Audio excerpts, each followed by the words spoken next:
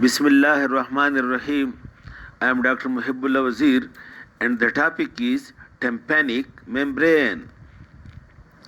Tympanic membrane, look, it is a thin membrane that separate, look, this thin membrane, this that separate the external acoustic meatus from this middle ear, a boundary line between the middle ear and external ear. This membrane, you can see it over here. This membrane, it lies that separate this external ear from this middle ear. This is middle and this is external ear. Okay, now note this tympanic membrane is also called as eardrum. It is also called as eardrum. Note that the sound waves collected by the ear pin directed through the external auditory meatus to the tympanic membrane which lies over here. This tympanic membrane then start vibration, and this vibration is being then transmitted. Look, you can see these bones inside the middle ear, that is Malleus bone, incus bone and stapes bone. The vibration of this tympanic membrane are then converted then to vibrate these bones. Then these bones then exchange this vibration through this oval window to the internal ear. Look, and then this tympanic membrane, which is almost 1 centimeter in diameter, it is rounded and it is made up of, look, it is made up of fibrous tissue or collagen fibers. This membrane is made up of fibrous tissue or collagen fibers, and note that the outer surface or lateral surface of the membrane is being covered by a skin, squamous stratified epithelium, and the medial surface or inner surface, it is being lined by a mucosa, that is low columnar epithelium, and the framework is being made up of fibrous tissue or collagen fibers. On the outer surface from this side is the skin, and on the inner side toward the middle ear, this is the mucosa of low columnar epithelium. Okay, now this tympanic membrane is being fitted, it is being fitted into this groove. Please make this groove. Look, this groove which is present in the petrous part of the temporal bone. Look, this petrous part of temporal bone, the tympanic part of petrous part of temporal bone, this is external acoustic meatus, and over here lies the tympanic membrane, and it is being fitted into this groove which is present in the tympanic part of petrous part of temporal bone, and the peripheral part of it is being thickened, by a fibrous cartilage, and this external fibrous cartilage, it anchors are properly fitted into this groove to make it fixed in this groove. And note that this tympanic membrane is not straight, it is not like this, but it is obliquely placed like this at an angle of 55 degree, so that you can see this superior end or posterior superior end is more lateral than its anterior inferior end, and that's why this anterior inferior wall is longer of the external meatus than this posterior superior. Okay, then you look, and when you look at this tympanic membrane from outside, by putting light onto it, you will see that external surface is concave while the internal surface is convex, or the lateral surface is concave and the inner surface is convex.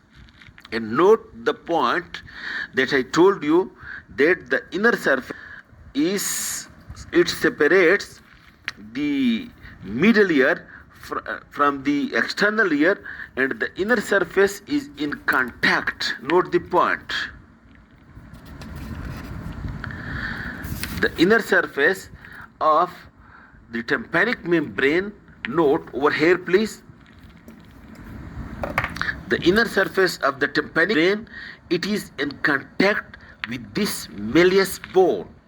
Note, this is the head of the malleus, and this is the handle of the malleus bone, and this is the lateral process, and from this is anterior process, and then this is posterior process.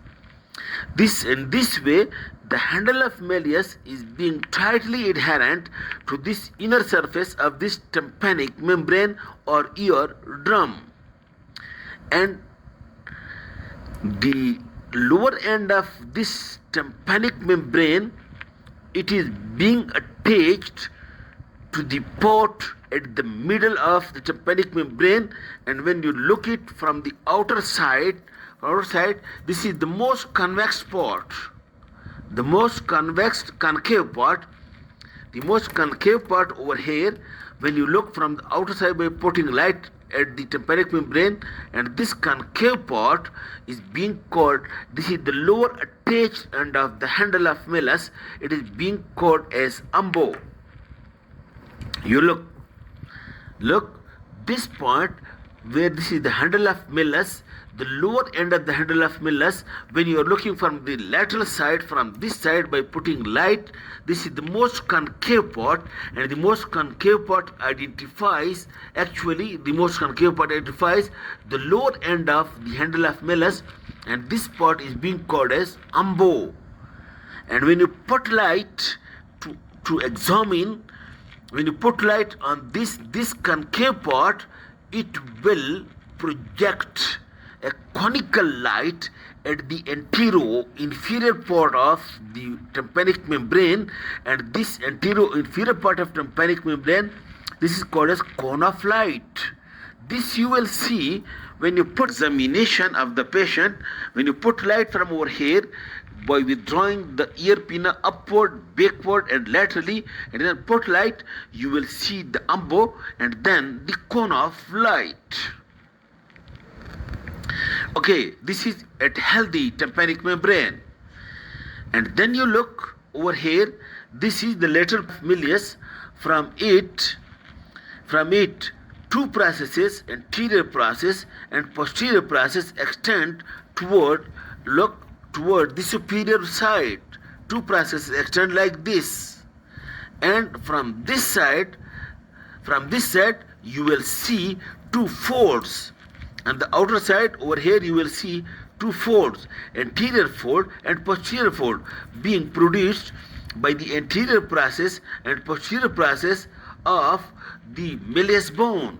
And on the outer side you will see two folds, and these two folds are anterior fold and posterior fold, and the part of the tympanic membrane between these two folds over here, this is very flaccid and relaxed, and this relaxed part is called as pars flaccida. And note the point that over here the cauda tympani nerve, it crosses the pars flaccida, and the two processes of the lateral process, two anterior posterior process of lateral process of the malleus bone. You look it over here. Look, this is the lateral process, this is head of the malleus, this is handle of malleus, this is anterior process, this is posterior process, and this part is pars flaccida, and you can see this is the cauda tympani nerve that crosses the pars flaccida, and this processes of the lateral process of the malleus bone. Okay, well, the part below that, this is pars flaccida, and the part below that is being And this pars flaccida is also called as shrapnel's membrane. Pars flaccida is also called as shrapnel's membrane. And this shrapnel membrane is being crossed by the chorda tympani, and the lower part, this is the pars flaccida, and lower part of the tympanic membrane from the outer side, when you look, this is called as pars tensa. It remains tense, and it is being kept tensed in position by the tensor tympanoid muscle. It is kept tensed by the tensor tympani muscle. Now this tympanic membrane is being supplied by nerves, and look, from the outer side, it is supplied by the auriculotemporal nerve, a branch of the mandibular division of trigeminal nerve, and also contribution from the vagus, from the glossopharyngeal, and from facial nerves, but mostly supplied by the temporal branch of the mandibular division, and with the contribution from vagus, glossopharyngeal, and facial. This gives sensory supply, while from the inner side it is wholly supplied.